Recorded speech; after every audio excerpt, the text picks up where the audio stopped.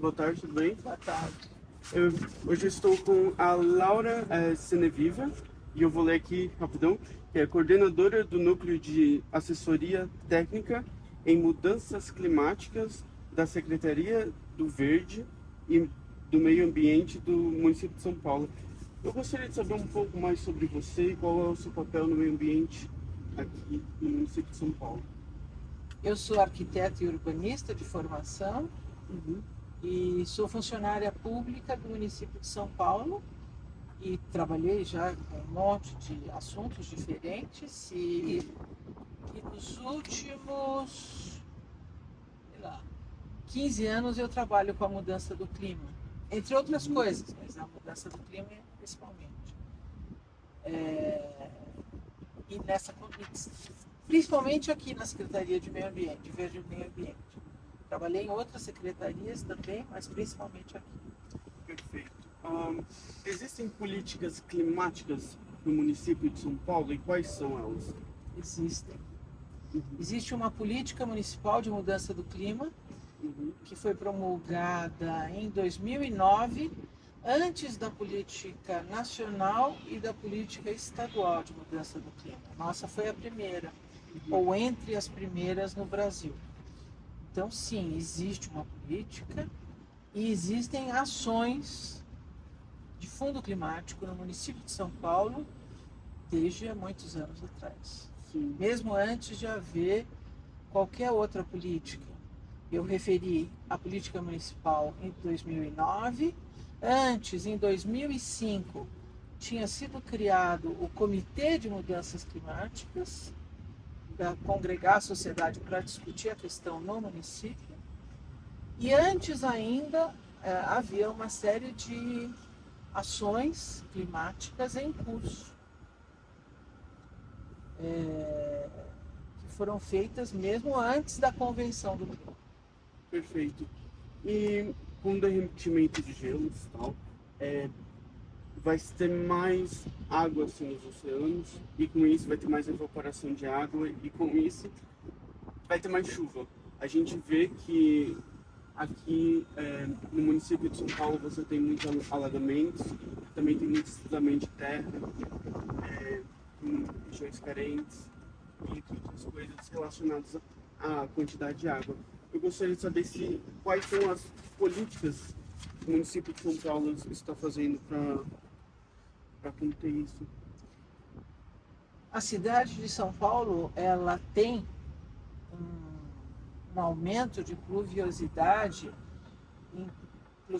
anual, em milímetros de chuva por ano, que é crescente historicamente e já variou muito desde o início das medições sistemáticas em 1933.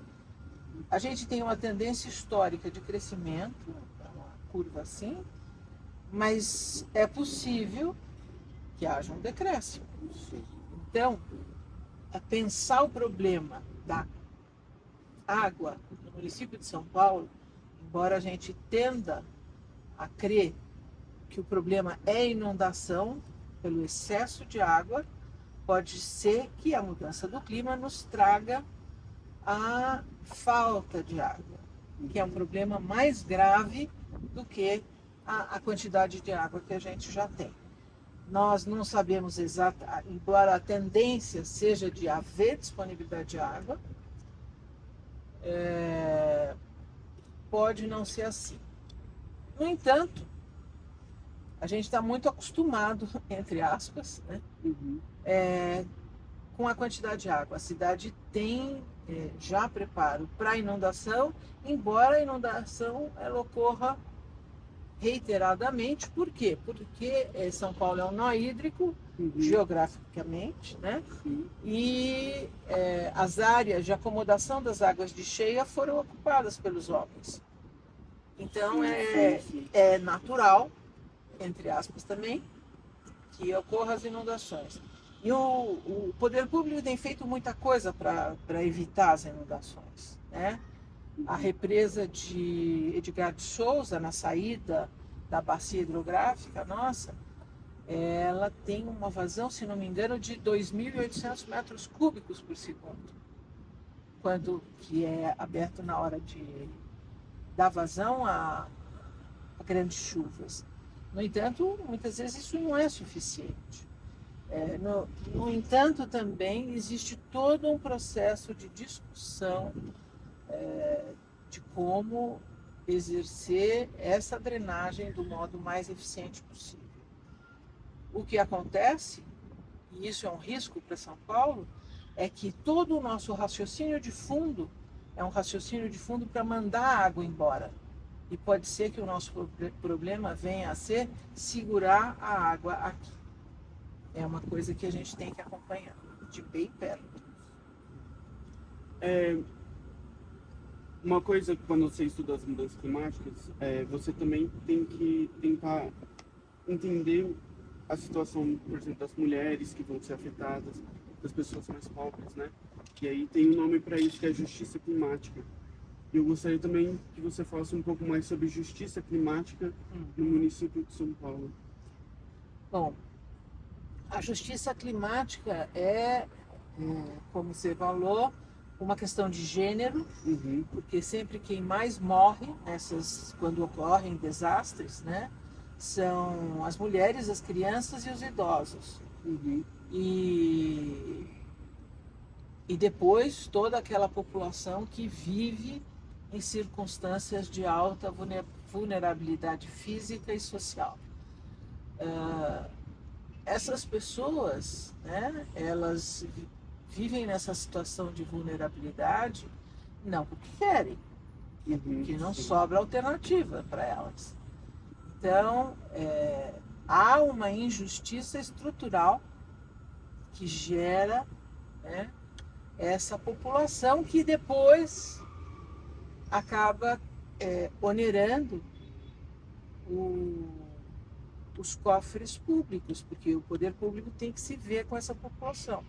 Ou seja, existe um processo econômico maiormente feito funcionar por interesses privados, pelas empresas, pelo mercado, por tudo, que gera essa vulnerabilidade, e quem tem que pagar a conta da vulnerabilidade é o poder público. Então, existe, por exemplo, aí também uma injustiça que tem institucional. E existe uma outra injustiça, que talvez seja a pior de todas, que é a injustiça intergeracional. Você vê, eu tenho cabelo branco, né? Eu tive acesso a possibilidades que talvez os que venham depois não vão ter. Vamos pegar um exemplo simplinho. Todo mundo conseguir ter a facilidade de ter uma latinha de refrigerante, de água, de suco, de carregar, tal. Estou falando só da latinha de alumínio. E a gente vai acabando com as minas de alumínio, que a natureza entregou para a humanidade, o alumínio nas minas, cada um foi lá e pegou. As próximas gerações não vão ter esse alumínio disponível, né? Eles vão ter que minerar nos lixos das gerações passadas. Isso também é uma injustiça. Então, a quantidade de injustiças é muito grande. Ou ainda a injustiça das empresas que lucram com emissão de gás de efeito estufa, e aqueles todos, a humanidade que sofre. E não é só a humanidade, os seres vivos e a própria estrutura física do planeta vai sofrer com tudo isso. Então, em realidade, é um processo disruptivo que afeta o equilíbrio social e ambiental como a gente o conheceu até hoje. Perfeito. Deixa eu só ler a quinta aqui. Qual a maior dificuldade para atingir as políticas do clima no município de São Paulo? Eu acho legal você também poder falar um pouco sobre o Plano Clima daqui de São Paulo. Bom, eu diria que a maior dificuldade das políticas climáticas no município é a falta de familiaridade que os políticos têm, os políticos locais, responsáveis pelas questões locais, com a questão climática. Você vai para um vereador, para um prefeito, para um secretário, ele tem opinião sobre habitação, sobre saúde, sobre educação e tal. Mas você vai falar de mudança do clima, é um problema do urso polar. Não tem bem a ver com ele, entende? Então, eu acho que há muita insegurança das autoridades de governo local com relação às questões de mudança do clima. Esse eu diria é a primeira dificuldade. Uma segunda dificuldade é que a mudança do clima não é um problema ambiental. Ela tem muitos conteúdos ambientais, mas a mudança do clima não é ambiental. A mudança do clima é uma resultante do modo de produção e do modo de consumo contemporâneo. Você não vai resolver nada se você não tratar e mudar o modo de produção. Ele é que gera a mudança do clima. Então, é difícil esse processo de trazer um problema que é planetário até a coisinha do papel que eu tenho que assinar aqui. Então, esse trânsito não é simples, parece simples, mas na hora do vamos ver, em que responsabilidades estão envolvidas, que investimentos têm que ser feitos, em que responsabilidades são muito ácidas, é difícil para a autoridade do governo local entender. Tem outra dificuldade ainda, que é o fato de que, por exemplo, do ponto de vista de emissões de gases de efeito estufa, a maior responsabilidade é tudo do consumo energético. E energia na estrutura institucional do Brasil é matéria federal. Então, os municípios ficam muito reféns de intervir, porque não é competência deles. A outra coisa é que, por exemplo, e aí já começo a falar do plano de ação climática do município de São Paulo, é que você tem que enxergar o conjunto disso, porque cada coisa, uma conecta na outra, e a estrutura setorial da administração pública, onde você tem uma Secretaria de Transportes, uma Secretaria de Saúde, uma Secretaria de Desenvolvimento Urbano, uma Secretaria de Meio Ambiente, ela é insuficiente para tratar com a questão da mudança do clima, que é multidisciplinar e intersetorial. Então, e o plano de ação climática, no caso, já falando de respostas, por exemplo, ele procura enxergar a realidade no seu conjunto. Por quê?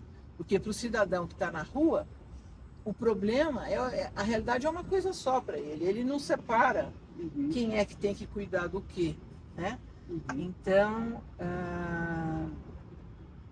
essa visão fragmentada da administração pública, que é um problema também, que é uma dificuldade, ela, no caso do plano de ação climática, procurou ser tratada intersetorialmente, né?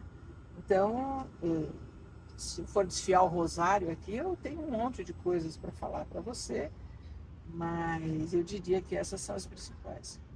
Perfeito. Eu até comentei isso, também conversei com isso, não sei se foi com a Marina Silva, mas que todos os secretários deveriam ter uma parte voltada às mudanças climáticas, né? De economia, de infraestrutura, Sim. Todo mundo, para que não seja a responsabilidade só de um órgão, mas de todos, né, para ter uma melhoria. Não, pode falar. Eu ia dizer o seguinte, a Constituição da República Federativa do Brasil, ela diz que meio ambiente é responsabilidade de todos, sociedade, governos, empresas privadas, pessoas físicas e pessoas jurídicas. Todo mundo é responsável pelo meio ambiente. E eu acho, e mesmo assim, tem secretarias ou ministérios de meio ambiente, né? Porque aquilo que é de todo mundo, às vezes ninguém cuida. Então, é importante ter essas instituições para enfrentar a questão no dia a dia, do ponto de vista administrativo. No entanto, a nossa opção aqui no município de São Paulo foi um pouco diferente.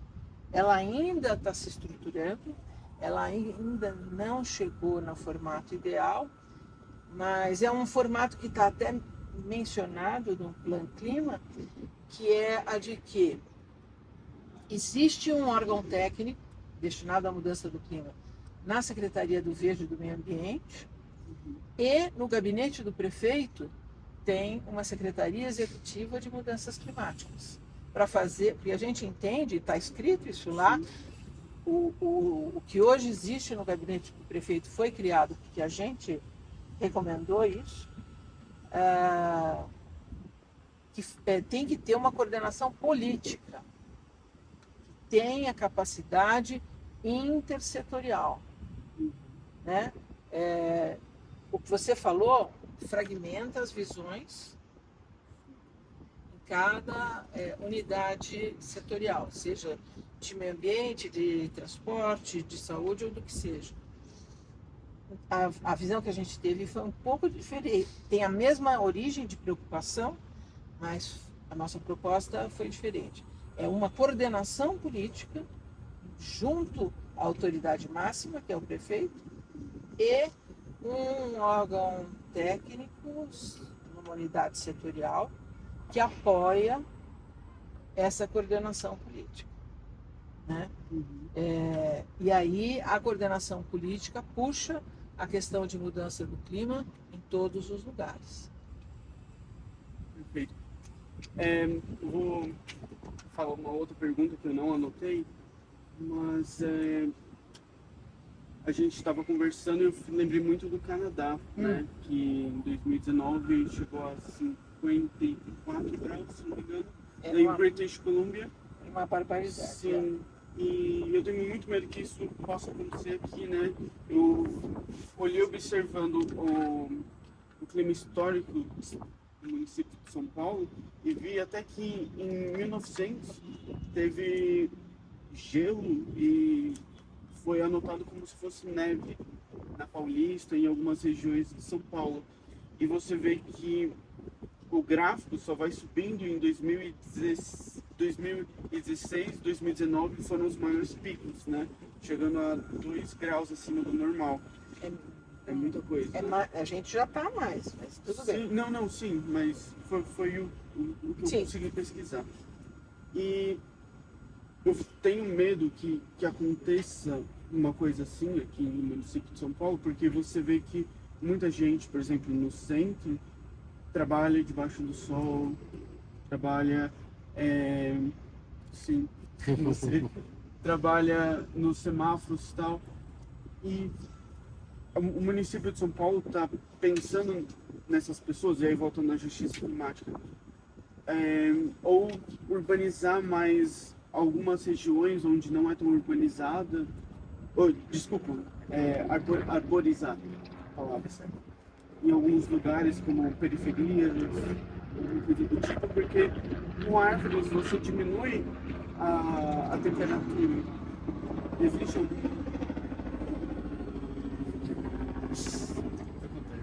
Existe algum plano para isso?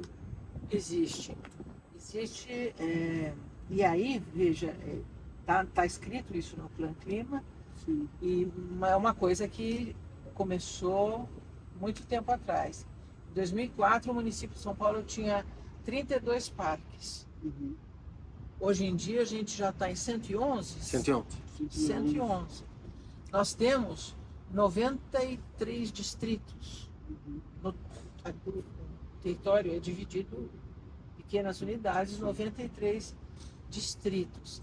Então, a intenção era de ter, no mínimo, um parque por distrito. Né? Exatamente com essa preocupação de puxar as temperaturas para baixo e ampliar o conforto da população dessas regiões. E também está escrito na lei da política da mudança do clima, a gente precisa adotar o princípio, e adotou, da cidade compacta, de modo a evitar avançar em cima das florestas do norte e do sul, né? Sim. E das regiões ainda desocupadas, que são muito necessárias exatamente para garantir esse conforto ambiental para a cidade. Então, sim, existe uma série de atividades, e aí eu vou destacar como resposta para você uma coisa que está no plano diretor, que foi a elaboração de 4 planos verdes que a Secretaria fez, que são o Plano Municipal da Mata Atlântica, o Plano de Pagamento por Serviços Ambientais, o Plano de Arborização Urbana, que é esse das vias públicas, praças, etc., e o plano, aí esse mais amplo, engloba tudo, inclusive as áreas privadas, que é o plano de áreas verdes, espaços livres e áreas protegidas. Então, a prefeitura se dedicou a pensar, tratou, já está público, e estão em processo de implementação todas as coisas que esses planos propõem. Por exemplo, no plano da Mata Atlântica, a tônica é a constituição dos corredores. Sim, que é super importante para os animais. É super importante.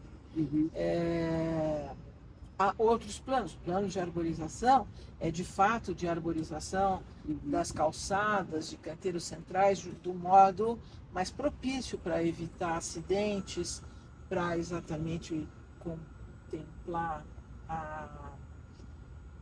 não só o paisagismo, mas a maior qualidade ambiental, conforto ambiental, etc. Então, todas essas coisas vão sendo feitas pela administração municipal. Perfeito. Todos esses planos estão no nosso site. Sim, sim. Uma coisa também que eu gostei bastante é que vocês estão mapeando todas as nascentes. É o próximo passo. Sim. O mapeamento de nascentes é uma das ações do Plano de Ação Climática e também do Plano Pavel, que é o plano de áreas verdes, né? E nós estamos uma coisa, mapear nascente é uma coisa dinâmica. Um dia ela está aqui, outro dia ela está acolá. Então envolve uma complexidade técnica muito grande. Você mapear a nascente, porque vai implicar inclusive em restrição a direitos de propriedade. Então tem que ser uma coisa feita com muito cuidado. Nós estamos no processo de fazer esse mapeamento de nascentes. Estamos recuperando não só coisas que a Secretaria já tinha feito em anos anteriores, mas também vendo outras experiências aqui no Brasil. Tanto assim, por exemplo, que a gente despertou interesse do Ministério Público do Estado de São Paulo, né, que também conta com um fundo de direitos difusos, e eventualmente vamos conseguir elaborar com eles ou não, quer dizer, é obrigação nossa e nós vamos fazer por nossa conta. Agora, de repente, pode ser até uma parceria com eles para elaborar e realizar o tal mapeamento de nascentes, né? Você vê, é uma mudança lógica na gestão das águas. Isso é super importante quando a gente fala de mudança do clima, porque a gente vai caminhando para o suicídio coletivo e as coisas continuam sendo como elas são. E a gente tem que começar a mudar para também ir começando a enxergar caminhos diferentes. Perfeito. Gostaria de agradecer por aqui. Senão vai estender mais. Estou à disposição. E um dia eu vou ser igual a você, prometo. Deixa eu só pausar aqui.